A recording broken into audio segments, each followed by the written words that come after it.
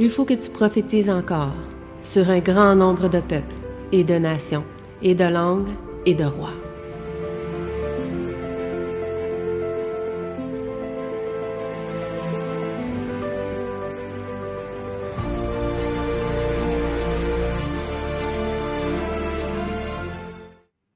Donc, j'espère que vous avez pu faire la leçon de cette semaine sur les effets de l'esprit. Donc, nous allons continuer ce que nous avions commencé déjà pour parler donc, du Saint-Esprit, de son œuvre sur chacun de nous. Et nous allons donc voir aujourd'hui, puisque les deux versets nous parlaient du combat entre la chair, les œuvres de la chair et les œuvres de l'esprit. Donc, avant de commencer, j'aimerais donc pouvoir prier avec vous pour que nous puissions donc partager ensemble ce sujet et la révision. Prions.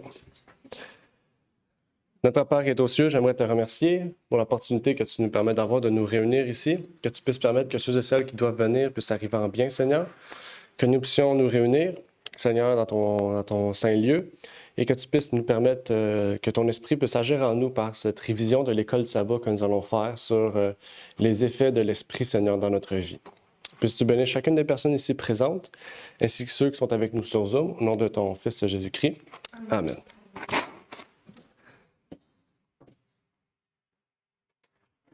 Ouais. Donc, nous allons parler des effets de l'esprit sur nous. Nous avons vu que la chair a des désirs contraires à l'esprit. En fait, la chair est opposée à l'esprit du Christ qui veut agir en nous et travailler sur nous. Les désirs de la chair sont appelés les désirs charnels et les désirs de l'esprit sont appelés les désirs célestes, les désirs de Christ. Le verset 18 du premier passage que nous avons lu dans la leçon nous révélait une chose intéressante à tous ceux qui sont conduits par l'esprit. Nous pouvions lire dans la leçon, au verset 18, ce qui suit, Galates 5, verset 18, que si vous êtes conduits par l'Esprit, vous n'êtes point sous la loi. C'est un passage qui m'avait interrogé. Je voulais qu'on puisse revenir sur ce verset que nous avions lu dans la leçon. Ce verset nous dit, si on le comprend tel qu'il est écrit, si l'Esprit du Christ nous conduit, est-ce que cela veut dire que la loi nous est rendue caduque, puisque nous ne sommes plus sous la loi, mais sous la grâce? Donc, la première question de la leçon, que nous allons voir aujourd'hui, c'est est-ce que le fait que nous soyons sous l'esprit rend la loi caduque ou annule la loi?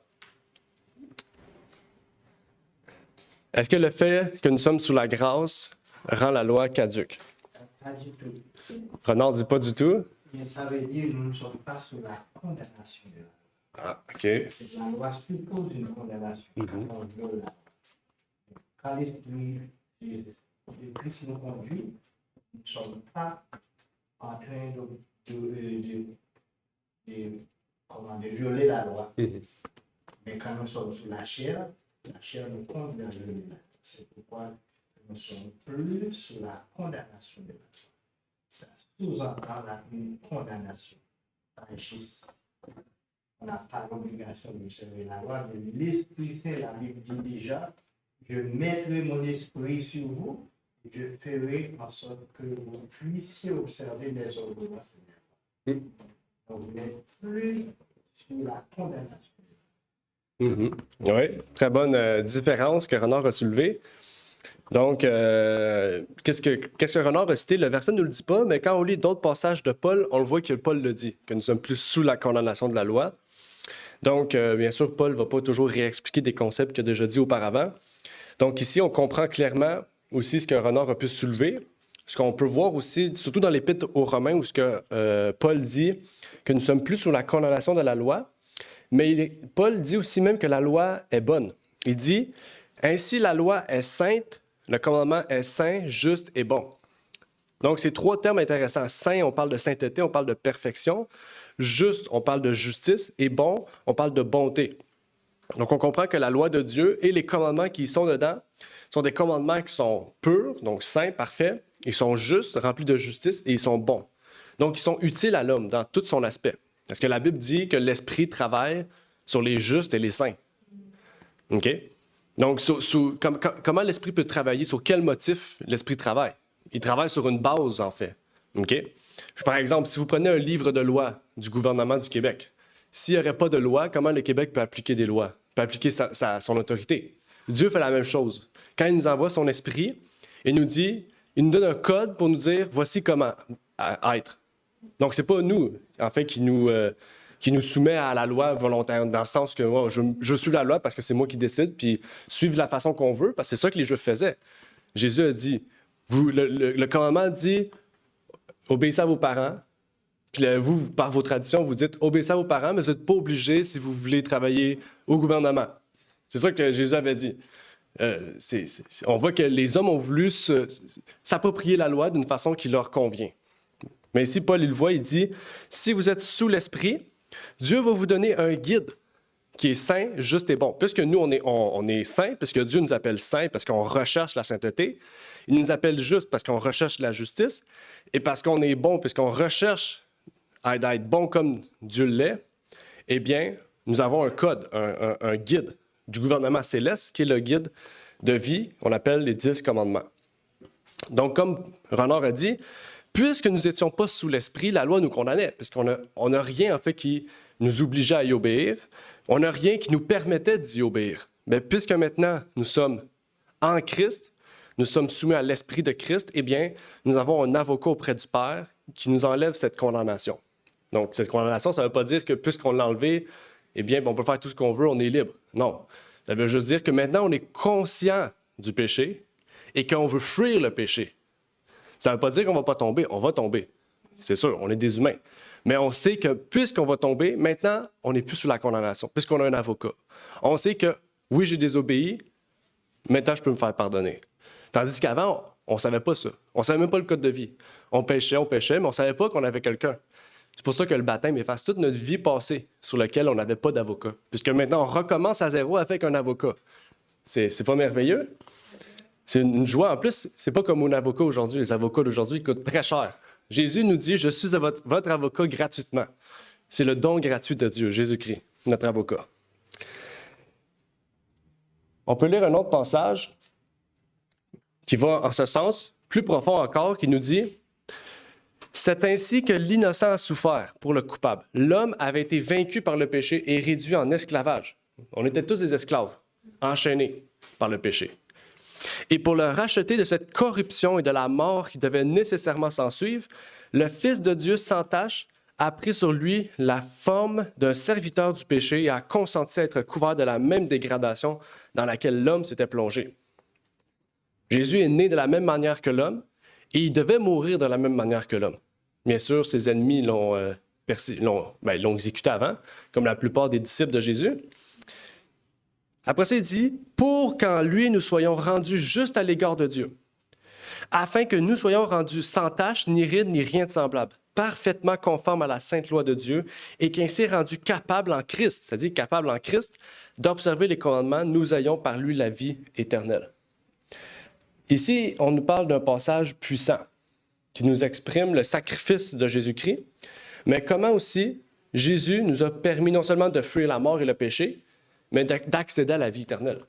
C'est intéressant. Jésus ne nous a pas juste dit, vous aurez pas à mourir, vous aurez la possibilité de ne plus pécher. Il dit, vous aurez la possibilité d'avoir la vie éternelle. Donc, il ne nous offre pas juste une porte de sortie. Il ferme la porte à la mort, puis il rouvre la porte du ciel. Ce qu'avant, les hommes n'avaient pas. Les Juifs pensaient, eux, que parce qu'ils suivaient leur tradition, Dieu les aimait. C'est absurde, hein? Parce que là, c'est un peu comme l'Église catholique, dans le fond. Là. Parce que nous, on a mis des lois au nom de Dieu, eh bien, Dieu nous aime. On est les représentants de Dieu. Dieu ne dit pas ça. Dans la Bible, c'est pas écrit ça. Là. Même Jésus dit, si vous suivez les traditions de l'homme, vous êtes ennemis de Dieu. Donc, on comprend que, en fait, sans loi, eh bien, la chair peut subir toutes les formes qu'il veut, tous les désirs qu'il veut. Mais puisque nous sommes sous l'Esprit de Dieu, nous sommes transformés à produire les fruits de l'Esprit. On a déjà vu les fruits de l'Esprit, je pense, il y a quelques semaines. On a tout fait la liste des fruits de l'Esprit. Hein?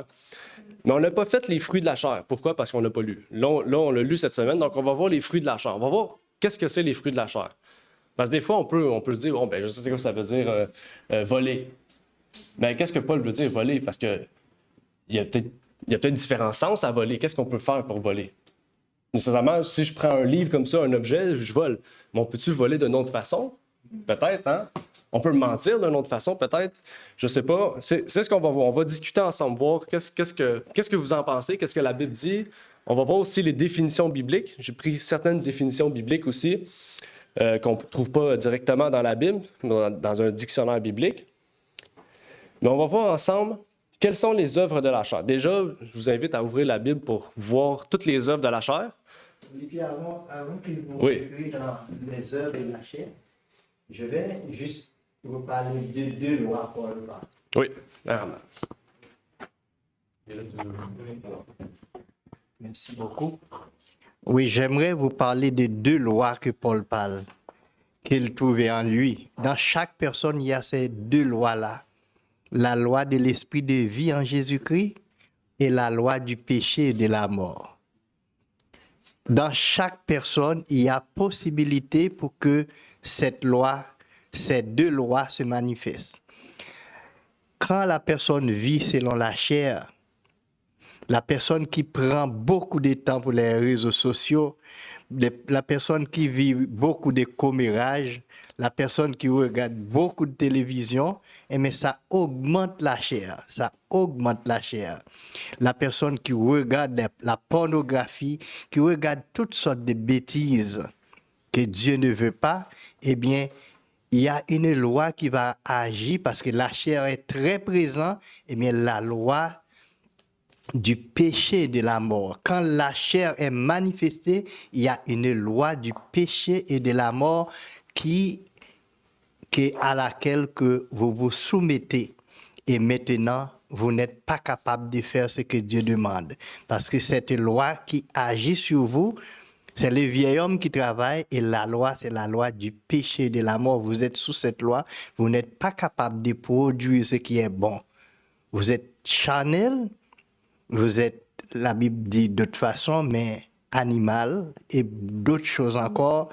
Et Paul même dit, et Pierre dit quelque part, ou bien Jude, vous êtes des brutes.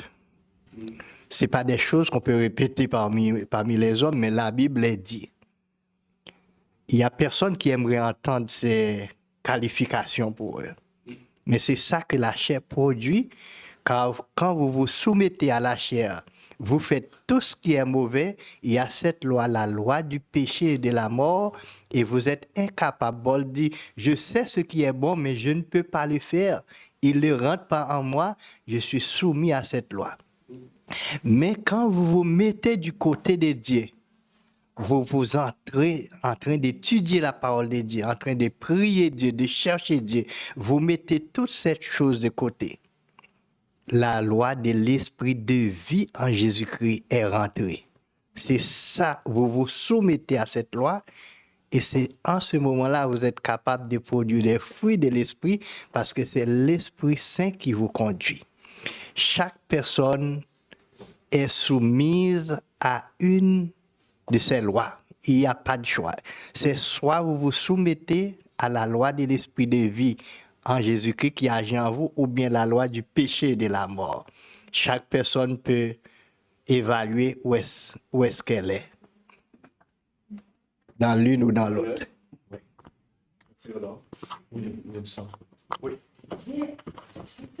Non, je peux parler. Je peux. Ça, c'est pour les gens dans le Zoom. Ah, OK. J'aimerais savoir, est-ce que des chrétiens peuvent regarder des films? Quel genre de films les chrétiens peuvent regarder? Parce que moi, c'est important pour moi parce que j'aime regarder, j'aime me distraire. J'aime vraiment me distraire. Ben, si je me rappelle, je regardais une série, c'est sur Lucifer, sur Netflix. Ben, tout le monde me dit que c'est pas bon, tu dois pas regarder ça. Mais pour moi, je trouve que c'est pareil que quand quelqu'un va à l'église, le pasteur prêche, tu prends ce qui est bon, tu laisses tomber ce qui est mal. C'est comme ça, pour moi, quand je regarde les films, je me demandais, est-ce que je peux regarder tous les films? C'est ça ma question. Si c'est important, c'est très, très important pour moi. Mais si je peux dire un verset dans la Bible, OK, pour aider Sœur Elvire, il y a un verset dans la Bible qui dit « Ne mettez rien de mauvais sur vos yeux ». Et ce verset-là est tellement important parce que, en fait, Dieu, il sait qu'est-ce que notre... en fait, nos yeux enregistrent tellement beaucoup de choses et notre cerveau peut-être n'a pas le temps vraiment de capter, mais ces images-là sont enregistrées dans notre cerveau et il y a beaucoup d'images, beaucoup d'informations qu'on capte et des fois, on n'a pas l'impression de se rappeler vraiment des informations qu'on regarde. Mais des fois, c'est mauvais et ça peut vraiment comme nous amener en fait des mauvais plis ou des mauvaises choses dans notre vie. Parce qu'en contemplant qu'est-ce qui est immoral, eh bien, on finit par accepter vraiment l'immoralité. Je ne sais pas si vous comprenez ce que je veux dire. Excuse-moi, quand je dis j'aime regarder les films, j'aime pas regarder les films indécents comme des pornographies, des affaires qui ont beaucoup de sexe là-dedans. Non, j'aime regarder les films qui peuvent me donner des exemples, des leçons de la vie. Vous comprenez ce que je veux dire? Mais moi, la question que je veux poser, c'est quel genre de film que les chrétiens peuvent regarder, c'est tout. OK. Bon, c'est une bonne question parce que c'est quelque chose que je voulais discuter, peut-être pas là, mais dans un futur proche. J'ai étudié le sujet du cerveau en ce moment beaucoup, le cerveau, le fonctionnement, puis cette chose-là, la dopamine, puis tout ça. Parce que je voulais en parler justement ici parce que c'est quelque chose de très important qu'il faut parler dans l'Église. Puis c'est quelque chose qui est très différent, on pourrait dire, d'à l'époque de peut-être il y a 150 ans, quand, mettons, les pionniers adventistes disaient que il y a des livres qui sont pas à lire, que c'est indécent ou que ça amène l'imagination des jeunes trop grande. OK? Puis on se dit aujourd'hui, on pourrait dire oui, ben c'est un livre, c'est juste des mots. Mais ce qui est important, c'est à la différence d'un livre puis de, par exemple, la télévision, la musique ou la télévision, ou toutes ces choses-là, c'est que un livre, par exemple, oui, va amener des images, parce qu'un livre, à la base, l'auteur va partager pas seulement un contenu, mais parce que c'est ça le but d'un roman. Le but d'un roman, c'est qu'il y a tellement de descriptions qu'on peut s'imaginer la scène comme si on était dedans. C'est le but d'un roman. Un mauvais roman, on va dire, on n'est pas capable de l'imaginer. Un bon roman, par exemple, je ne sais pas, 50 Shades of Grey, vous allez être capable de le lire, de vous mettre dans la peau de l'auteur, peu importe, homme ou femme. Parce que c'est un bon roman. C'est tellement bien décrit qu'on est capable de rentrer dans le personnage. Et c'est de là qu'à l'époque, il disait que c'était mal vu parce que par la suite, tu imaginais être ce personnage-là dans la vie, dans la réalité, tandis que c'est pas la réalité. Mais ça n'avait pas un effet de la même ampleur, par exemple, qu'un film, on pourrait dire quelque chose de télévisuel ou quelque chose musical. Okay? En fait, ce qui est important à comprendre, c'est que, par exemple, la télévision, ceux qui ont mis en place la télévision, qui ont créé les grands cinéastes comme Walt Disney, je sais pas, je connais pas toutes les autres, mais il y en a beaucoup. Les réalisateurs de l'époque, début 1900, qui est les plus grands réalisateurs, les frères Blanc-White, par exemple, ou toutes les autres personnes qui ont réalisé des films au début, ont étudié le cerveau pour réaliser des films. Pourquoi? Parce qu'ils savaient que pour qu'un film puisse prendre, parce que là, c'est plus juste des mots, c'est des mots, des images, de la couleur. Chaque chose a un effet sur le cerveau. Okay? Vous pouvez étudier n'importe quoi. Vous étudiez en nourriture, en cuisine, certaines odeurs, vous savez que ça va exciter une partie du cerveau qui va créer une addiction ou qui va créer un désir plus grand de vouloir en consommer. McDonald's, bon, même les couleurs McDonald's, le jaune, joyeux, joie, partage. Le rouge, c'est l'amour, la sensualité. Ça peut être la colère. C'est pour ça que vous allez voir Monster, par exemple, rouge. La colère, tu le prends, tu as le goût d'avoir la haine, de te battre. Vert aussi. OK? Ça, j'ai étudié ça en design, mais chaque chose, dans le satanisme, par exemple, les couleurs représentent d'autres choses. Dans le cinéma, ça représente d'autres choses. Dans le design, ça représente d'autres choses. Et on étudie tout ça dans le but de créer l'addiction, dans le but de d'attirer l'œil. OK? Puis aussi, ce qui est important, c'est que notre œil, à la comparaison de notre cerveau, c'est que notre cerveau, ça prend des microsecondes avant de pouvoir capter l'information, tandis que nos yeux, non. Parce que nos yeux, c'est nous qui avons la faculté de bouger nos yeux, de pouvoir capter l'information. Puis quand on écoute un film, par exemple, ou une musique, ou peu importe, nos oreilles ou tous nos sens ne vont pas assez vite. Ils vont plus lent que le cerveau. Ça veut dire que toi, tu vois peut-être quelque chose que ton cerveau, lui, avait déjà vu avant, que ton œil n'a pas vu, que ton cerveau a déjà vu aussi. Donc là, ça a un effet aussi néfaste qu'on ne sait pas. C'est là aussi qu'eux ont étudié des messages subliminaux qu'on appelle dans les films pour enfants, par exemple. Il y a des messages de sexualité dans tous les films Disney. Il y a des messages de sexualité, des messages sataniques, des messages qui poussent les enfants, à force de réécouter, par exemple, juste Pinocchio, vous l'écoutez 14 fois. Dans Pinocchio, il parle de trafic humain. Tu sais, en 1940, trafic humain. On parle d'homme qui dit « Moi, je vais enlever Pinocchio, j'aime les petits-enfants. » On dit ça dans Pinocchio 1940. Okay? L'enfant, il ne sait pas, lui. Ben, à force de réécouter ça, ben, ça rentre dans votre tête. Ça rentre dans votre tête. Puis là, vous sortez, puis là, ben, vous devenez homosexuel, vous devenez pédophile ou peu importe. OK? C'est un exemple. Là. Je ne dis pas que tous eux qui ont écouté Pinocchio sont pédophiles. C'est pas ça que j'ai dit. Il ne faut pas aller trop loin. Mais le cerveau, quand on écoute un film ou qu'on écoute de la musique, c'est là que c'est important, c'est que notre cerveau, automatiquement, aussitôt qu'il y a du drum ou certains styles musicaux, notre lobe frontal se désactive, puis on passe en alpha mode. L'alpha mode, c'est le cerveau, la partie arrière du cerveau, où ce que le cerveau, il dit « tout ce qui se passe, je le prends. C'est bon. » Fait que notre cerveau, même une musique, par exemple, on écoute du Justin Bieber, je prends ça cet exemple, peu importe qui, on va écouter, notre cerveau au début va dire « Ah, c'est mauvais ça ». À force d'écouter, notre cerveau il dit « Ah non, c'est bon ça ». Puis là, on va prendre toute l'information. Notre cerveau, le lobe frontal se désactive en fait, on le ferme. Il le fait naturellement, là. C'est pas nous, c'est naturellement. Puis notre cerveau, il est comme... Là on l'aime ça. Puis là, on le réécoute. Puis là, les paroles, ben, on se dit, ben, c'est rien de grave. Mais à force de réécouter, il y a des chansons, dans le satanisme, il y a des chansons que tu l'écoutes d'un sens, puis quand tu mets la musique à l'envers, il y a un autre message satanique. Il y a beaucoup de musique de Justin, des rockers dans les années 80. Quand tu l'écoutes à l'endroit, c'est beau. Puis quand tu l'écoutes à l'envers, ça dit Satan, 666, ça dit des messages subliminaux. C'est dans le code des satanistes. Le fondateur du satanisme moderne, c'est un code. C'est qu'il y a 2 messages en un. Dans les films, il y a 2 messages aussi en un. Okay? Bon, je pourrais aller plus loin parce qu'il y a plein de films qu'on pourrait prendre des exemples. Barbie, par exemple, j'ai fait une vidéo là-dessus de 40 minutes. Il y a des doubles messages presque tout le long du film. C'est un film qui endoctrine les enfants. C'est fou.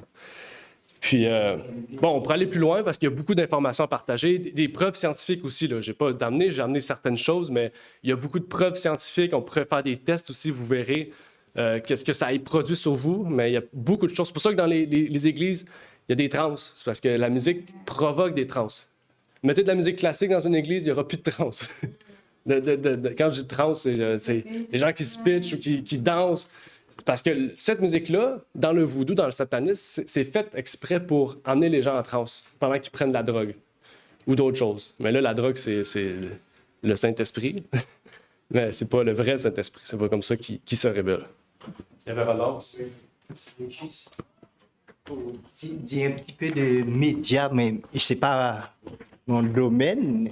Olivier sait beaucoup mieux que moi, mais et la Bible dit, nous avons un seul médiateur entre Dieu et les hommes, Jésus-Christ homme. Un média est placé entre nous et quelqu'un d'autre. Jésus-Christ est placé entre nous et Dieu pour nous connecter à Dieu. C'est le seul médiateur que Dieu donne. Tous les médias ont une raison d'être. Je ne sais pas quelle raison d'être, mais ce n'est pas pour nous connecter à Dieu. Les gens qui travaillent dans les médias, ils ne sont pas des sots, des imbéciles, c'est des gens qui sont entraînés pour faire leur travail. Mais je ne sais pas, ce n'est pas Dieu qui les paye, ce n'est pas pour Dieu qu'ils travaillent. Ils ont la possibilité de nous peut-être hypnotiser, comme on dit, pour nous ramener là où nous ne voulons pas aller. Il peut nous ramener là où nous ne voulons pas aller. Il y en a qui peuvent nous connecter avec Satan sans le vouloir. J'ai appris la fois dernière par une prédication des gens qui étaient démoniaques, des gens d'église. c'est après avoir écouté des chansons rock and roll. Les démons rentrent en eux, ils deviennent des démoniaques. Et il y a une femme qui était démoniaque aussi. Les démons disent c'est pendant qu'il était en train de regarder un film porno qu'il est entré, parce que c'est elle qui m'a invité d'entrer. Le fait qu'elle a regardé des choses pernicieuses, des choses que Dieu ne regarde pas. Moi, ce que j'aimerais dire, comme vous le savez déjà, moi, je quitte les médias, je ne regarde pas ça, je n'écoute pas la télévision. Je me demande combien de temps que vous passez dans ça. Vous êtes capable de passer 3 heures, 4 heures de temps, 5 heures de temps. Est-ce que vous connectez avec Dieu? Combien de temps que vous passez avec votre Dieu pour préparer votre esprit et votre âme pour rencontrer Dieu? Pas du tout. Parce que les gens qui sont intéressés à ces choses, ils ne s'intéressent pas à la Bible, à la lecture de la Bible, à la prière, parce qu'ils trouvent beaucoup plus de fun dans ces choses. Donc, ces médias-là ne nous connectent pas à Dieu. Et tout ce qui ne nous connecte pas à Dieu nous éloigne de Dieu. Prenez votre temps pour vous sanctifier. Préparez-vous pour rencontrer le Seigneur. Le Seigneur revient bientôt. Passez votre temps dans la prière. Passez votre temps dans l'étude de la parole de Dieu. Et ça va faire beaucoup de bien à votre âme. Amen. On n'a pas le livre ici, mais il y a le livre, je ne l'ai pas. Ben, c'est un petit livre comme ça qui s'appelle Le cheval, Le cheval de Troie moderne. Si vous lisez la 4e de couverture en arrière, je l'ai rajouté exprès pour ça. C'est le fondateur de l'Église de Satan, Anton LaVey, qui dit que la plus grande réussite du satanisme, c'est d'avoir introduit la télévision dans les foyers chrétiens. Comme ça, la famille va être détruite. C'est ce qu'il a dit. Puis, c'est pas lui qui a fondé la télé, là. Lui, c'est juste un fondateur de l'Église de Satan. Okay? Mais il voyait un outil parce que la télé, à la base, ça s'appelle un médium. C'est un moyen de communication, comme Renard a dit, soit avec les esprits, soit avec Dieu. Donc oui, elle peut être un outil de communiquer avec Dieu, mais elle peut être un outil pour communiquer avec Satan aussi. Puis c'est là qu'il faut faire attention. Il faut avoir du discernement, en fait, pour savoir... C'est pas juste le fait d'écouter quelque chose et de dire « Ah, ben, je prends ou non. » OK? Il faut savoir à la base qu'est-ce qu'il y en est, le réalisateur. Tout le film, qu'est-ce qu'il y en est, en fait, là-dessus. OK? Même les films chrétiens comme The Chosen donnent un mauvais aperçu de Jésus, par exemple. OK? C'est pas le Jésus de la Bible. Il y a beaucoup de chrétiens qui refusent cette émission-là parce que c'est le Jésus moderne, le Jésus woke. Là. OK? Et ça veut pas dire que c'est mal. Vous pouvez l'écouter. Il faut juste avoir, si vous voulez l'écouter, il faut juste se dire que, avoir un second degré face à ça. Là. Pas se dire que c'est biblique à 100%, juste faire un retrait puis de dire que c'est du divertissement à la base. Hein. C'est fait exprès pour divertir les gens, amener les gens. Puis oui, Claude. Même la télé, la télé est rendue dans nos poches présentement. Oui. Elle est rendue dans nos poches. Bon panier. Oui, c'est ça. Puis j'ai lu récemment cette semaine que les anciens téléphones, là, tu sais que. Oui, c'est pas ils sont pas intelligents, là. Non intelligents. Ben, ça commence à être pas populaire, là, mais à se vendre de plus en plus. Parce que les gens, ils sont trop accros. Et puis, en tout cas, ils perdent le temps avec ça. Et puis, la responsabilité, ils prennent un petit peu de bord, puis ainsi de suite. Donc, ça réfléchit. Oui, l'ONU a déclaré ça en 2021, l'addiction au téléphone ou aux jeux vidéo. C'est devenu une maladie, là. Ouais, c'est officiel. OK. Donc, il y a des traitements à faire là-dessus. Je ne sais pas si c'est le psychologue, etc. Mais alors, on va commencer parce qu'on n'a pas commencé répondu à la question. Ben, c'est une bonne question. C'est un bon sujet, mais je pense qu'on doit prendre le temps, s'asseoir pour en discuter plus longuement, pour en discuter, amener des preuves bibliques concrètes avec des preuves scientifiques, puis voir aussi des témoignages de personnes aussi, parce qu'il y a vraiment beaucoup de choses à voir là-dedans. Là. C'est pas, même en 1 heure, on pourrait prendre 10 heures juste pour parler de ça. Je ne le ferai pas. Mais déjà, dans la journée jeunesse qu'on va avoir en fin août, on va en discuter. Parce que pour les jeunes, il faut vraiment beaucoup prendre de précautions. Okay? Aujourd'hui, à 6 ans, ils ont des téléphones du prix d'une voiture. Là. Je donne un gros exemple, mais je veux vous dire qu'aujourd'hui, de plus en plus jeunes, ils ont des téléphones. De plus en plus jeunes, on apprend la sexualité à l'école. OK? De plus en plus jeunes, les jeunes, à cette heure, à 7 ans, sont addicts à la pornographie, hommes et femmes. Jeunes filles et jeunes gars, plutôt. Puis je ne sais pas si vous avez vu, mais bon, c'est dans mes témoignages, je pourrais en parler, mais récemment, le nouveau programme du Québec, l'année prochaine, qui sort, ils ont enlevé éthique et culture religieuse, un cours que j'appréciais beaucoup là, à l'école. Ils l'ont retiré pour citoyenneté et j'oublie l'autre nom, politique québécoise. OK? Un cours qui semblait intéressant. Bon, on va apprendre on va être des vrais Québécois, on va apprendre comment ça fonctionne. Non, tout le long du primaire, à 6 ans, on rentre en secondaire 1, on apprend c'est quoi la grossesse, c'est quoi la sexualité. Secondaire 2, on apprend c'est quoi le genre, être un homme, être une femme. Secondaire 3, on apprend les opérations qui changent le sexe, si on peut devenir des hommes ou des femmes. Donc en 6e année, c'est sûr que là, tout le monde est mêlé, les jeunes sont mêlés. OK? Et ça s'en vient 2025. Non, ça, c'est le go. C'est québécois, c'est pas canadien. Ouais. Donc, c'est un programme obligatoire à partir de 2025 pour les enfants. Donc, vraiment, quand la servante nous dit qu'à la fin des temps, qu'il y a moins de mariages, c'est pour une raison. Est-ce que les jeunes familles ne peuvent pas se déplacer dans un autre pour Oui, ils peuvent. pour que leurs enfants naissent pas? Je le souhaite parce que même à l'école, à la maison, ça va être un programme obligatoire.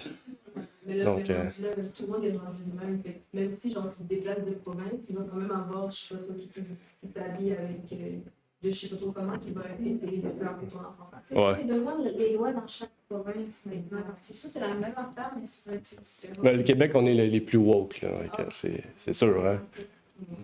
À l'école, j'avais appris qu'on est la province du sexe, le Québec. C'est réputé pour les nouvelles découvertes sur la sexualité féminine, homme. Le Québec, c'est renommé mondial. Là. Fait que c'est pas pour rien. On a le premier. Ouais. Sur plein de maladies. Ouais. Pas pour rien que les plus gros podcasts, c'est tout sur la sexualité au Québec. Là. C'est vraiment, on est poussé dans ce sens. Là, c'est fou, là, c'est quelque chose. Là. On est, pour certains, on serait avant-gardiste. Bon, on va commencer parce qu'on va rester 30 ans. Mais le premier, il faut que je le trouve, verset 19. Les œuvres de la chair, Galates 5, verset 19, nous dit « Les œuvres de la chair sont manifestes, ce sont, 1. L'adultère, la fornication, l'impureté, la dissolution. » On va commencer par ça. Qu'est-ce que c'est l'adultère? Donc, pour beaucoup qui vont savoir rapidement. Qu'est-ce que c'est l'adultère? Vous parlez marié, OK. Non, c'est là la différence. On va en parler. L'adultère fait partie de la fornication, mais la fornication, c'est pas... L'adultère, c'est pas de la fornication. L'adultère, c'est une branche de la fornication. Mais c'est deux choses différentes. On va en parler, là, OK? Mais l'adultère, comme Sœur Yolène a dit, c'est quand l'une des parties est mariée et qu'elle a des relations en dehors du mariage. OK? Donc ça, c'est l'adultère. La fornication, c'est le deuxième terme. C'est là qu'on va, on va y aller un peu plus vite parce que le temps avance. Puis là, on voit que ça peut poser à discussion. Mais fornication, savez-vous, c'est quoi le mot grec pour fornication? Le terme grec. Fornicus. Ça serait latin plutôt. Tout ce qui finit en us, c'est latin. C'est pornéa, pour pornographie. OK? Donc, la pornographie, c'est pas juste qu'est-ce qu'on voit, la sphère qu'on retrouve aujourd'hui. C'est large. L'adultère, c'est de la pornographie. C'est la fornication. OK? Mais la pornographie, donc, c'est en grec, là, pornographie égale prostitution. Okay? Aujourd'hui, on dit que c'est un métier, on l'appelle le travailleuse du sexe. Non, c'est de la prostitution. Si on est des vrais chrétiens, il faut dire les termes. Vous pouvez, ça ne veut pas dire que vous ne la respectez pas, vous devez la respecter, okay? En tant qu'individu. Ces actions, en fait, sont des actions de prostituées. Mais ça inclut l'adultère, l'homosexualité, le lesbianisme, tout ce qui est relié à la sexualité en dehors de ce que Dieu a dit dans la parole, c'est de la pornéa, c'est de la fornication. C'est important de comprendre ça. Donc, quand la Bible dit « ne commettez pas un adultère », ça inclut la fornication. C'est pour ça que je vous dis, des fois, il faut aller un peu plus loin. Puis quand Jésus dit « juste vos pensées peuvent vous pousser, vous amener à ça », donc la pensée peut devenir une fornication. OK? Donc, c'est là qu'il faut faire attention. Les livres et tout, c'est pas un livre de sexualité qui va vous pousser à commettre ça. Hein? Des livres d'amour, les romans d'amour, très populaires aux États-Unis chez les femmes, ont amené ont augmenté le taux de masturbation chez les femmes, de pornographie chez les femmes, de tromperie chez les femmes. Donc, c'est pour vous dire que c'est pas des livres de sexualité, là. C'est pas juste 50 Shades of Grey, un livre sado, masochiste. C'est des livres d'amour. Où qu'on parle d'amour de tromperie, ou ce que c'est d'amour, mais c'est pas... L'amour, c'est un sujet très important dans la société d'aujourd'hui, mais c'est pas l'amour révélé comme dans la parole de Dieu. Juste ça amène les gens à bifurquer là-dessus. Oui, on a étudié le mouvement féministe. Le mouvement féministe, ça inclut 3 choses: homosexualité, amour libre et droit de la femme, entre guillemets. C'est large, mais... Donc, oui. On parle d'impureté aussi. Ça veut dire quoi, impureté? Parce que moi impureté, c'est parce que je suis pas propre. Il faut aller se laver. Mais est-ce que l'impureté, c'est le fait d'être pas propre? Oui? OK, esprit. OK. Ça veut dire être pas propre de l'âme, de l'esprit. C'est le péché. Oui. Mais là, on parle de luxure. Si on parle de péché en toi, ça serait tous les fruits de la chair. Donc, ça veut dire que l'impureté, c'est un péché en particulier. OK? Peut-être que c'est contraire à la bienséance. Contraire à la bienséance. OK. OK. Intéressant. Dans la Bible, le terme pour impureté, on appelle ça la luxure. La luxure, c'est un terme qu'on n'utilise pas beaucoup. Luxure, ouais. Luxure, c'est excès, débauche. OK? Donc, on pourrait dire intempérance. On pourrait aller dans ce sens-là. On parle de désir charnel, de vie extravagante aussi. Donc, ça, c'est ce que le monde recherche beaucoup, la vie d'extravagance, pensant que c'est ce qui amène le bonheur. OK?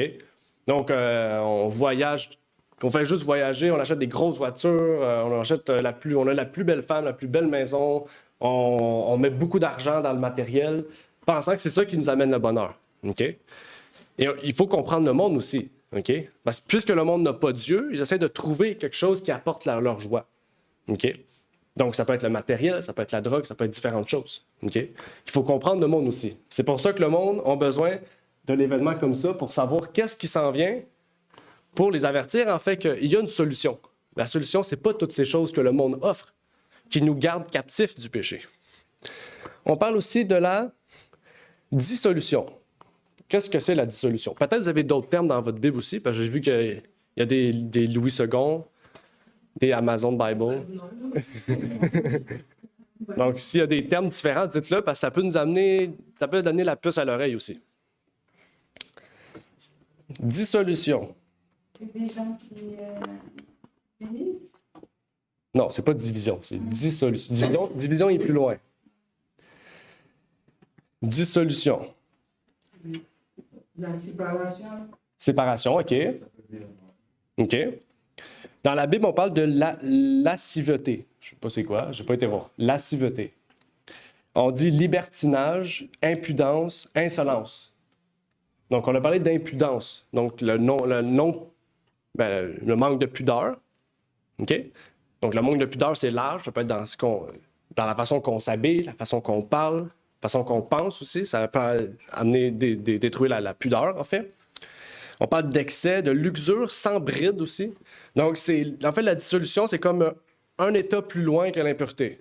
L'impureté, c'est comme le niveau 1, puis impudence, c'est niveau 2. Je vais donner un exemple comme ça. Verset 20, on parlait d'autres termes beaucoup plus larges. Idolâtrie, magie, inimitié, les querelles. Intéressant. Idolâtrie. C'est quoi l'idolâtrie?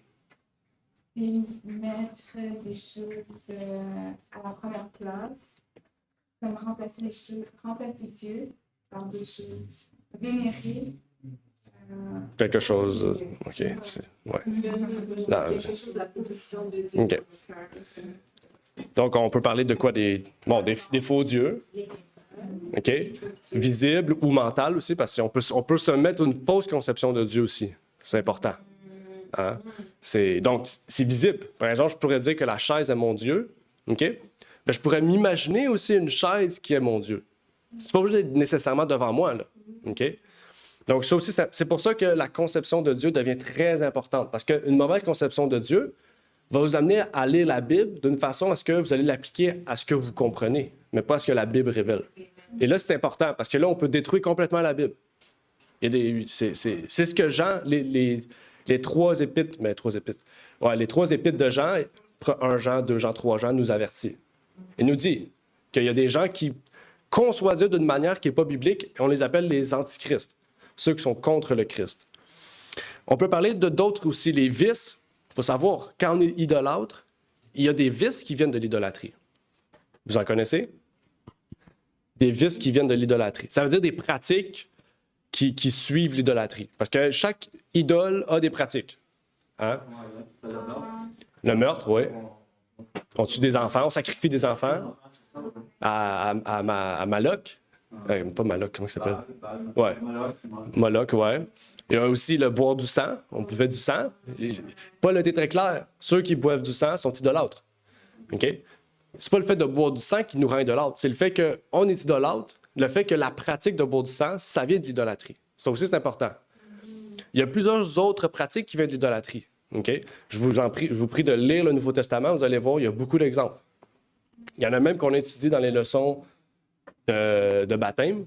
Et il y en a d'autres qu'on n'a pas étudiées parce qu'il y en a beaucoup. Hein. Des idoles aujourd'hui, il y en a beaucoup. Donc, il y a beaucoup de choses. Hein. Le bouddhisme, vous pourrez aller voir le bouddhisme. Il y a peut-être des pratiques qui viennent de vénérer la statue de Bouddha, de l'hindouisme. Je vous prie d'aller voir parce que vous allez être surpris qu'il y a beaucoup de chrétiens qui pratiquent ces choses sans même le savoir. Ouais. Même un pasteur connu, en tout cas, son visage fait peur. OK. Ah oui, Oui. Ah, Kenneth Copeland, Ouais, Copeland. qui mettait son sang. Il fait la Sainte-Sainte avec ça, il coupe, et puis il boit le sang. Ouais. Ouais, c'est vrai, il se coupait les veines, puis il mettait son sang dans la coupe de Sainte-Sainte, puis buvait son sang. Ça, c'est des idolâtres. OK. Mais dans l'Église, il y a une autre sorte aussi. Ah, il y en a plein. C'est Ouais. des choses qu'on adore, qu'on n'a même pas pensé, Mhm. des choses qu'on donne nos temps. Quand je passe 3 heures du temps devant la télévision, j'adore la télévision, j'adore les films, j'adore ça. Mais même si je ne dis pas que j'adore, mais pourquoi je ne peux pas passer 1 heure de temps dans ma Bible? C'est-à-dire que je dis que j'adore Dieu. Est-ce que la chose à laquelle je peux donner plus de temps, c'est la chose que j'adore? C'est vrai. Donc, si je ne peux pas passer du temps avec Dieu, je dis j'aime Dieu, mais à l'église, je suis fatigué, à l'église, je suis ennuyé, je n'ai pas envie de venir, mais je suis capable d'aller regarder les choses, de passer beaucoup de temps dans les choses, de passer dans mon téléphone, ça peut être une idole. Combien de temps que je parle dans mon téléphone et qu'est-ce que je cherche?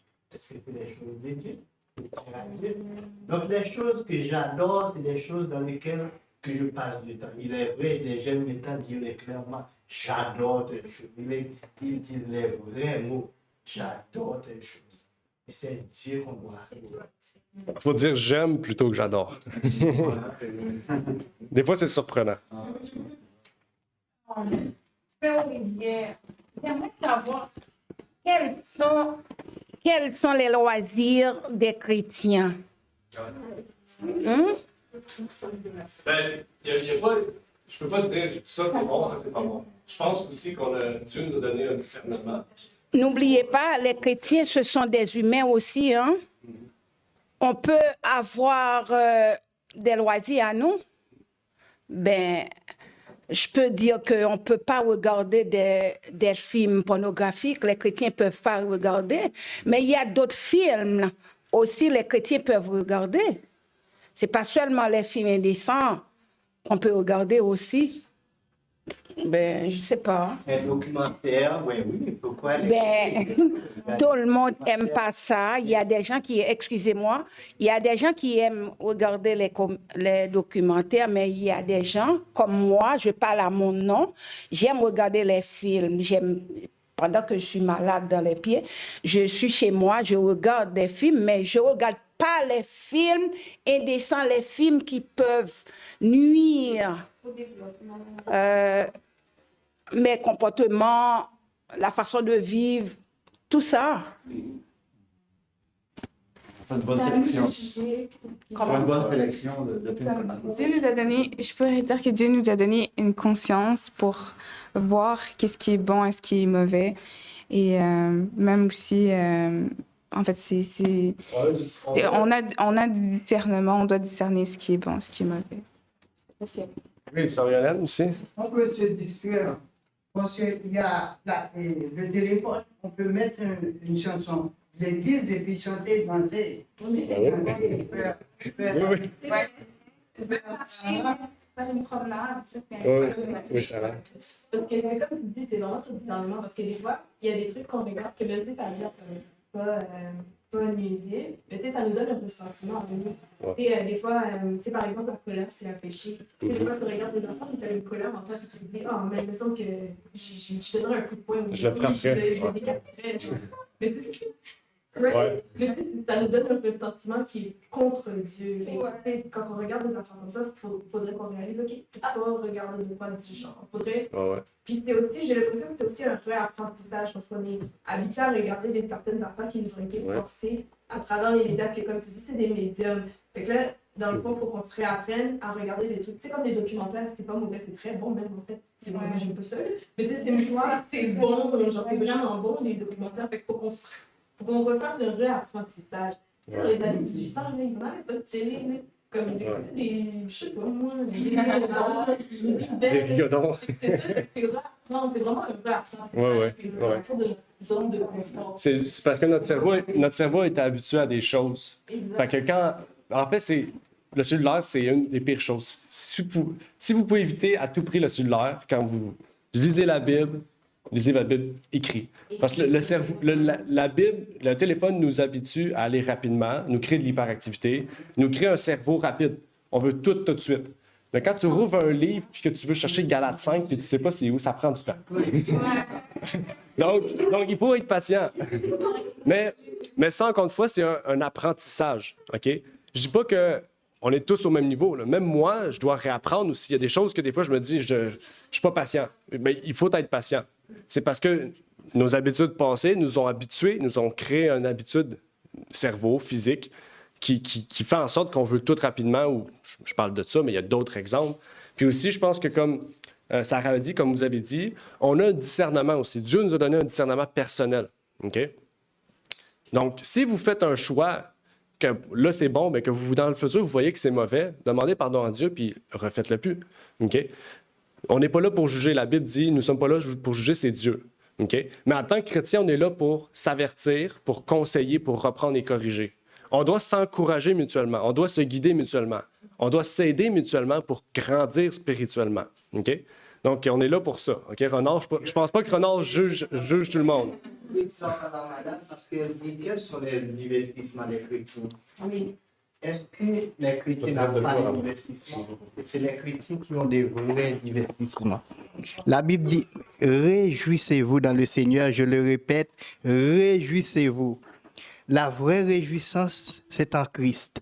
D'ailleurs, quand on est chrétien, je ne sais pas, la Bible a plus que 300 fois les mots en Christ. Quand vous acceptez Christ, la Bible dit vous avez été rapatrié du royaume de Satan, vous êtes rentré dans le royaume de son Fils. Maintenant, vous êtes en Christ.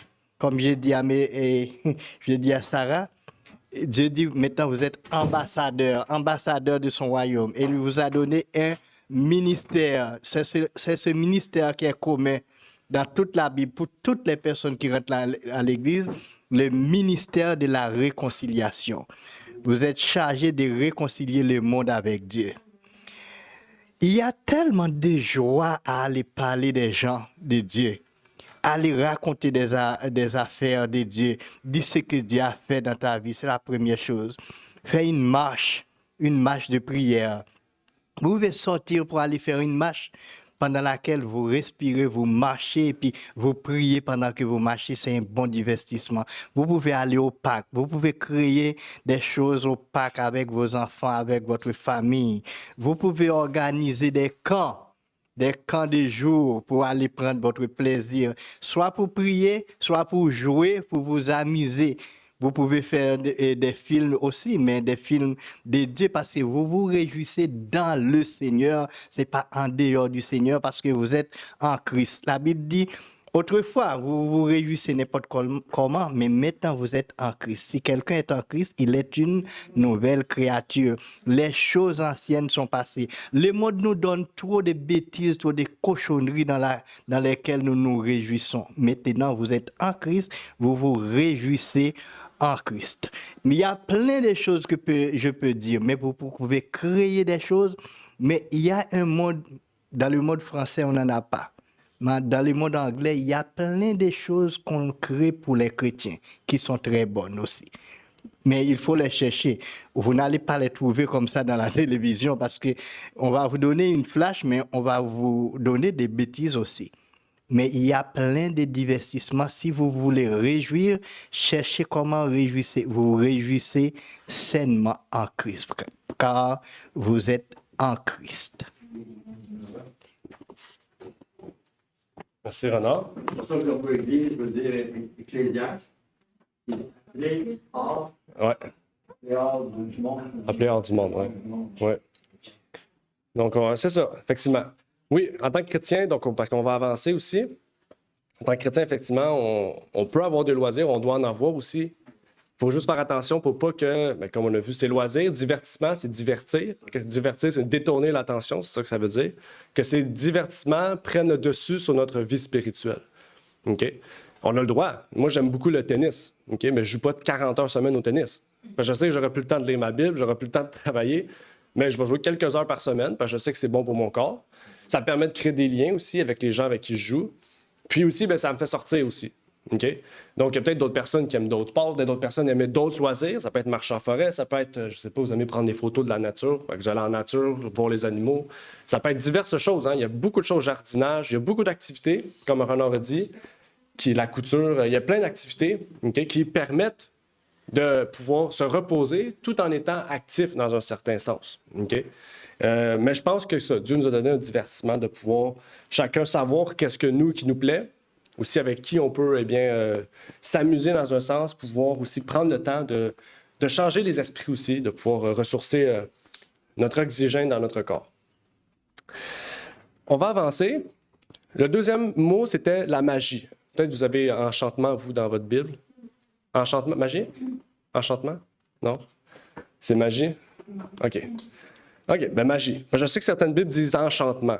Qu'est-ce que c'est la magie ou l'enchantement? Qu'est-ce que ça pourrait inclure?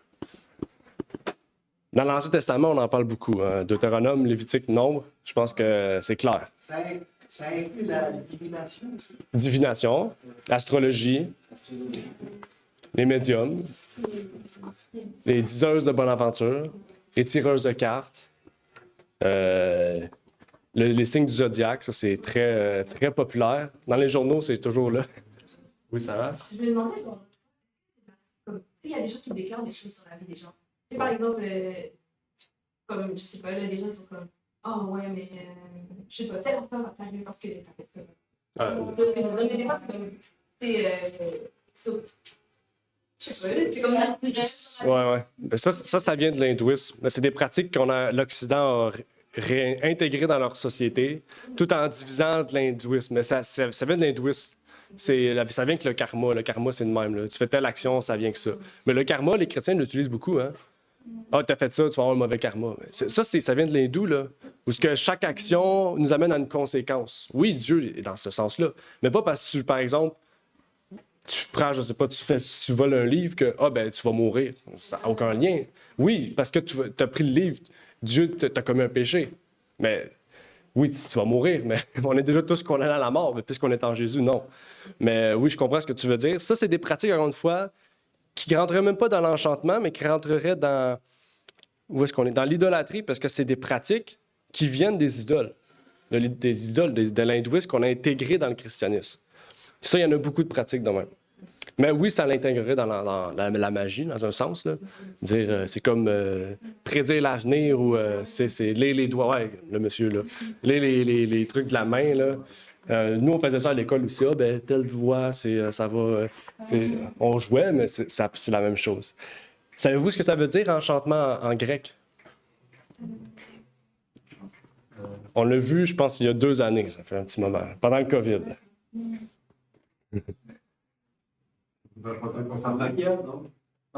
Pharmakeia, ouais. Pharmakeia, ça vient de pharmacie. Donc, à la base, vous ne savez pas, la pharmacie, c'était dans la nature, mais la pharmacie, c'est les sorcières qui utilisaient ça. OK? Aujourd'hui, on en trouve partout. On appelle ça drugstore, mais aujourd'hui, la pharmacie, c'est légal. À l'époque, c'était illégal. On les tuait, là, ceux qui utilisaient des potions, des plantes et tout. Je ne dis pas que les plantes, c'est mauvais. Je veux vous dire qu'à l'époque, la plupart des gens qui utilisaient ces types de choses-là, on les appelle les sorciers, les sorcières, je sais pas qui, dans les sociétés orientales aussi africaines, on les appelle je sais pas comment on les appelle. J'ai oublié le nom, là. Les grands chefs, là. Manitou. Ouais, les grands. Les chamans, Manitou, toutes ces personnes. Manitou, c'est plus amérindien, mais oui, toutes ces de personnes-là utilisaient des plantes. Ça, c'est la pharmakeia. OK? Et les drogues, tous les médicaments avec des effets secondaires, tout ça, ça fait partie des enchantements. Je dis pas que vous mangez de la magie, OK? C'est pas ça que je dis. Je veux juste vous dire que c'est fait exprès pour vous enchanter, pour vous amener dans un état qui n'est pas à laquelle vous êtes, de façon naturelle. OK? Naturellement, il y en a aussi, là, vous pouvez faire des mix de plantes, là, vous allez être drogué. OK? Les sorciers étaient experts dans ça, là. Les champignons, tout ça. Il faut juste être... Les enchantements, c'est pas juste ça. Ça en fait partie. Bien sûr, il y a d'autres enchantements, on les a nommés. On a parlé de la magie, on a parlé des tireuses de cartes. Toutes ces choses-là, c'est toutes des enchantements. C'est toute de la magie qui nous amène en contact avec des mauvais esprits ou qui nous rend plus sobres. Et ça, c'est important. On peut parler aussi d'inimitié, de querelle, d'émulation, d'animosité. C'est quoi ça, l'inimitié? On avait parlé de ça récemment là, quand j'ai prêché pour Haïti. L'inimitié entre l'homme et Satan. On avait lu ça dans... Une haine, OK? C'est des ennemis, exactement. OK? L'inimitié, c'est le fait de créer des ennemis, de faire des séparations. C'est ce que Dieu avait dit à Ève au début, c'est rappelé. Il a dit, je mettrai inimitié entre toi, l'homme et la femme, exactement. Puis on l'avait vu, on l'avait expliqué, qu'est-ce que ça voulait dire, ça? OK? Dans Genèse 3. On parle aussi des querelles. Okay? Toutes ces choses-là, vous êtes surpris, il y a beaucoup de choses qui sont dans l'Église, qui ne doivent pas être dans l'Église. C'est les œuvres de la chair. C'est ça qui nous désunit, en fait. Hein? Querelles, les débats, les disputes inutiles, toutes les choses auxquelles « Ah, je suis pas d'accord avec toi on a doit discuter sur des opinions face à des textes bibliques. Mais des disputes, c'est de dire que je suis orgueilleux, donc je crée une dispute parce que ça me touche personnellement, je ne suis pas d'accord. Okay? Mais on a doit discuter sur des points de vue bibliques, des opinions qu'on a de la Bible, des compréhensions de textes qu'on a, mais ça nous pousse à nous lever, non pas à nous baisser. Ça, c'est important, okay? de voir la différence. On parle aussi des émulations. Émulation, c'est jalousie. Ceux qui sont envieux. Il y en a qui sont envieux, là, qui sont « j'aimerais ça être à sa place à lui ». Ils vont tout faire pour le tasser, pour avoir sa place. Ça, c'est des jalousies. Okay? Désirer quelque chose qui ne nous appartient pas. Désirer quelque chose dans l'Église, une place, un poste, un don, au point auquel, eh bien, on fait du tort à l'autre, en fait. Okay? Ça, c'est des jalousies. Animosité. Bon, dans animosité, vous voyez animaux. Je pense que ça vous aide un peu. Okay? Donc, on parle de la colère. Okay? On parle de toute chose que ça nous provoque envers un individu qui est mauvais. La colère, la haine, toutes ces choses-là provoquées envers une personne. On peut parler aussi de disputes, divisions, sectes.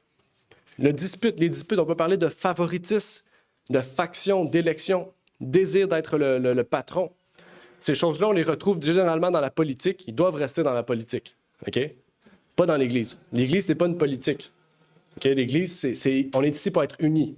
On est ici parce qu'on a tout un problème, puis on a tout un désir de vouloir être plus proche du Christ. Donc, on a tous le même but, en fait, habituellement. On a tous la même tête qu'on désire, c'est le Christ. Donc, on doit mettre de côté ça. Division aussi. On parle de désunion, de problèmes personnels avec des membres. C'est le but de la Sainte Seine. Le but de la Sainte Seine, c'est de mettre de côté les problèmes personnels envers un individu, de rechercher la paix, de rechercher le désir d'être unis avec les frères. On peut parler de sectes aussi. Les sectes, on parle d'hérésie. Okay? Hérésie, j'ai prêché aussi là-dessus. L'hérésie, je vous prie d'aller écouter ce sermon-là, c'est un sermon très important. On peut parler des groupes d'hommes qui décident de suivre leurs propres principes plutôt que la vérité. On peut parler de dissensions résultant de la diversité des opinions et des objectifs. Toutes ces choses-là doivent être mises de côté dans l'Église. Hein, le plus grand programme de l'Église aujourd'hui, c'est ça, le secte. On désire suivre quelque chose, plutôt que de progresser dans la vérité, on désire suivre un point de vue, y rester, se séparer, créer sa propre Église, son propre ministère, son propre mouvement. Ça, c'est contraire à Dieu. Okay? À moins que vous sortez parce que la vérité n'y est plus, ou parce que vous avez vu qu'il y a un problème, c'est tout à fait différent. Dieu nous appelle à sortir de Babylone. On peut parler aussi, un peu plus loin, ça dit les envies, les meurtres, les ivrogneries, les orgies, les choses semblables. Moi, j'ai un peu différent dans la version que j'ai utilisée pour mon partage. Mais les meurtres, par exemple, on veut parler de persécution. Hein, la Bible dit que notre langue est comme un serpent, un venin d'aspic. Donc, notre langue peut être un outil de persécution. OK? Donc, ce n'est pas nécessairement tuer. Là. Je ne dis pas qu'il y a quelqu'un qui va rentrer qui va vous tuer, malgré que ça peut arriver. Mais votre langue peut amener quelqu'un à quitter l'Église, à être persécuté, à sortir. Les ivrogneries, on peut parler de l'enivrement, plus largement de tous les types, OK? Les débauches ou les orgies, débauche, c'est la même chose, OK? On parle des fêtards, les personnes nocturnes. Jésus a dit, nous sommes des gens de lumière, de jour, et non pas de nuit, OK? Et ça, c'est un problème qui n'existait pas avant l'époque de Jésus. Il n'y avait pas de problème de nuit, à part ceux qui buvaient. Il n'y avait pas de lumière, hein? Ça n'existait pas, la lumière. Il n'y avait pas d'électricité, les gens se promenaient avec une lanterne. Mais quand tu es sous, ta lanterne... tu vas être pris en feu. Donc, pour vrai, ça a été un cas. Vous ferez des recherches. Depuis l'électricité, il y a plus de divorces, plus de buveries, plus de fêtards, plus de perversion dans le monde. À cause de l'électricité. Pourquoi? Parce que les gens étaient contents. J'ai plus besoin de rentrer à 8 heures parce que sur l'extra-couche, je peux rentrer à 2 heures du matin.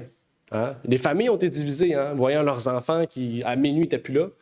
Et c'est des problèmes. Aujourd'hui, c'est des habitudes. Là. À minuit, on est rentré, c'est correct. Mais à l'époque, rentrer à minuit, c'était... vous entrez dans l'heure des démons. OK? Et la Bible dit la même chose. Je ne dis pas que vous ne pouvez pas rentrer à minuit. Juste, faites attention, c'est des heures propices à la violence. Hein? Les meurtres, la plupart sont commis la nuit, non pas le jour.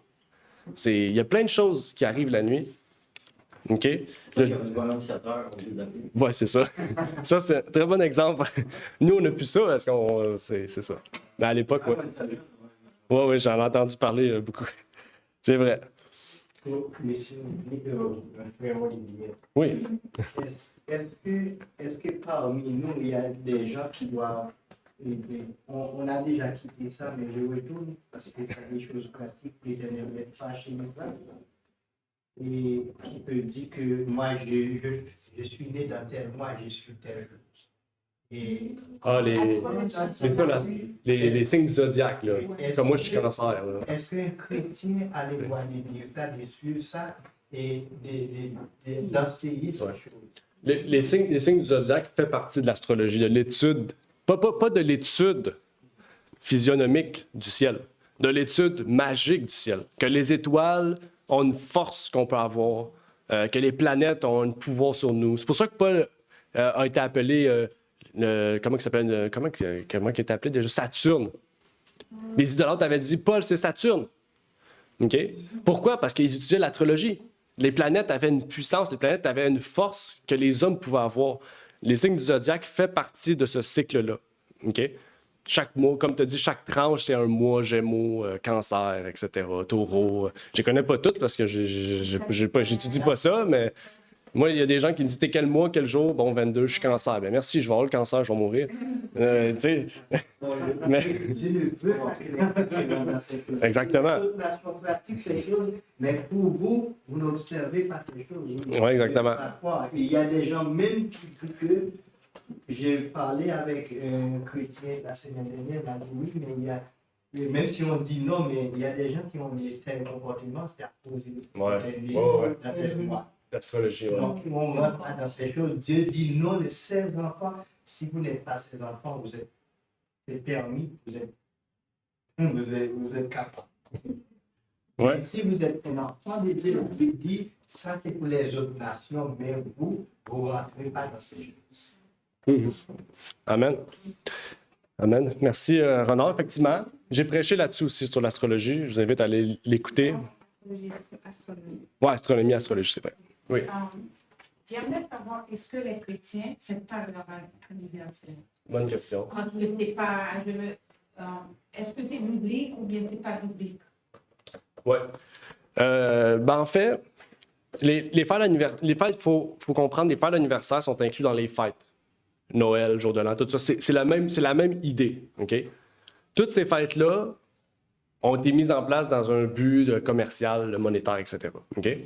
Mais c'est des outils utiles pour rendre gloire à Dieu. OK? Donc, Noël, par exemple, c'est l'outil le plus principal pour rendre gloire à Dieu. Tout le monde est ouvert à parler de Jésus. Tout le monde est ouvert à pouvoir recevoir un cadeau. OK? Donc, c'est pas mauvais en soi. Ce qu'il faut comprendre, c'est qu'il ne faut pas se servir de ces journées-là pour travailler sur notre orgueil. OK? Regarde, aujourd'hui, c'est ma fête. Je n'en ai pas parlé. Puis ça ne me dérange pas. Pour moi, c'est un jour où je suis né. Mais je rends gloire à Dieu aujourd'hui. Je voulais faire ça un témoignage. Je rends gloire à Dieu aujourd'hui. Oui, c'est aujourd'hui. Non, c'est aujourd'hui. Je rends gloire à Dieu aujourd'hui de pouvoir avoir 25 ans, de pouvoir être en vie, puis de pouvoir partager ma joie avec Dieu. Donc oui, c'est une joie, mais je ne vais pas dépenser 4 000 $ pour faire ma fête. OK? Mais, tu sais... Oui, ça peut être... si vous voulez, tu sais, la fêter dans le sens, dans la simplicité, dans l'amour, dans le partage, vouloir partager un moment... Tu sais, ça peut être un moment de chant, de joie, voir les frères. Souvent, c'est là aussi qu'on voit la famille, on ne les voit pas le reste de l'année. Ça peut être un moment, oui, adéquat pour ça.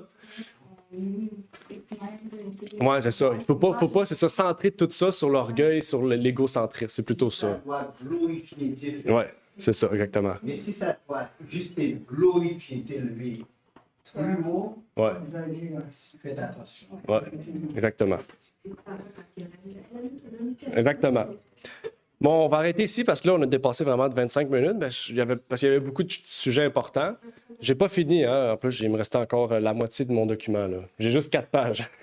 Mais il me restait 2 questions, mais c'est pas grave. OK? Moi, on y va toujours avec comment la salle va, puis s'il faut, on mettra plus de temps. Moi, ça me dérange pas, c'est pour vous. On va aller tout de suite à l'appel du jour. Bon, je veux dire, j'avais encore du stock, hein? On va aller à l'appel du jour. On va conclure. Si après il y a encore des questions, on va répondre, mais on va aller vers la conclusion. Donc, ça nous dit, Dieu nous invite à pouvoir recevoir les effets du Saint-Esprit dans notre vie pour un changement d'action et de caractère. C'est ce que Dieu veut sur nous et c'est ce à quoi nous appelait justement la leçon. Okay? De fuir toutes les choses que la chair désire. Okay? Comme Renard a dit, l'homme a déclaré que nous sommes des mammifères. Okay? Nous sommes des mammifères parce qu'on a quatre moyens de nous marcher, plus un moyen reproducteur digne des mammifères. Okay? Donc, on est déclarés animaux, nous aussi. Donc, qu'on veut ou qu'on ne le veut pas, tout comme les animaux font comme ils veulent, l'homme va faire comme il veut, selon son désir. Mais la différence entre nous et les animaux, c'est que nous, on a un moyen d'être conscient de ce que l'on fait, de choisir, ce que les animaux ne peuvent pas. Si l'animal a peur, il va fuir. Si l'animal est en colère, il va sauter. Nous, on a des moyens de protection que Dieu nous a mis en place. Et Dieu nous a dit que nous, on est différents des animaux, c'est que nous, on est fils et filles de Dieu. On a le choix d'être enfants de Dieu. On a été créés à l'image de Dieu, mais on a le choix d'être enfants de Dieu. Mais le choix, ça vous revient. On ne peut pas vous forcer d'être enfant de Dieu. Vous devez faire le choix pour que Dieu agisse sur vous, produise un changement d'action et de caractère. Donc, je vous invite à pouvoir réfléchir là-dessus, de pouvoir travailler sur vous-même. Et c'est ça. Est-ce qu'il y a des questions, des commentaires? Des cours? C'est juste pour les saints. Oui. Vous qui êtes ici, vous êtes des saints. Vous avez été sauvés, vous êtes nés de nouveau. L'Esprit de Dieu habite en vous. Donc, Dieu parle là, c'est juste pour vous autres. Le monde peut agir comme bon leur semble. Oui. Ils peuvent aller où ils veulent, regarder tout ce qu'ils veulent, agir, fumer des drogues, faire toutes sortes de choses. C'est pour le monde. Mais vous n'êtes pas du monde. La Bible dit que vous avez été racheté à un grand prix. Glorifiez Dieu dans votre corps et votre esprit qui appartiennent à Dieu. Vous n'appartenez plus à vous-même. C'est parce que Dieu a payé un grand prix pour vous racheter. Dieu ne veut pas que vous faites tout ce que vous voulez de vous-même, de votre corps. Vous êtes à Dieu. Je vis pour Dieu. C'est pourquoi la Bible dit que nous sommes des saints. Moi, je suis un saint. Je ne vis pas pour moi, je vis pour Dieu. Et vous êtes tous des saints, vous ne vivez pas pour vous autres, vous vivez pour Dieu. Amen. Amen. La Bible dit de ne pas se conformer au siècle présent. Ouais. Que notre esprit soit renouvelé afin qu'on sache quelle est la volonté de Dieu. Amen. On a étudié ça il y a quelques semaines. La modernité dans l'Église. C'est un sujet important, d'actualité. Effectivement. On va terminer par une prière. C'est bon? Merci aussi pour chacun, vos questions, vos commentaires. C'est ça qui est important dans l'école du sabbat, c'est de partager, de pouvoir grandir, s'encourager, puis de pouvoir ensemble suivre le chemin que Dieu nous a promis. Amen. Notre Père qui est aux cieux, j'aimerais te remercier pour l'opportunité que tu nous as permis de pouvoir aujourd'hui partager l'école du sabbat, Seigneur, et de réviser cette leçon. Que tu puisses nous remplir de ton Esprit Saint, Seigneur, chacun de nous. Que tu puisses nous guider dans la voie de l'éternité, Seigneur, le chemin qui mène à la vie éternelle. Et que tu puisses permettre, Seigneur, que chaque chose que nous fassions, que notre caractère aussi, puisse être forgé à l'image de ton Fils, Seigneur, tel un miroir, Seigneur, et que nous puissions le contempler. C'est ma prière donc pour ces choses, au nom de ton Fils Jésus-Christ. Amen. Amen. Merci d'avoir écouté cette vidéo. Si vous désirez rejoindre l'œuvre au Québec, veuillez nous contacter par email à asjh1889 de Terrebonne @gmail.com et via Facebook à commercial asjh1889 de Terrebonne. Merci à vous et que Dieu vous bénisse.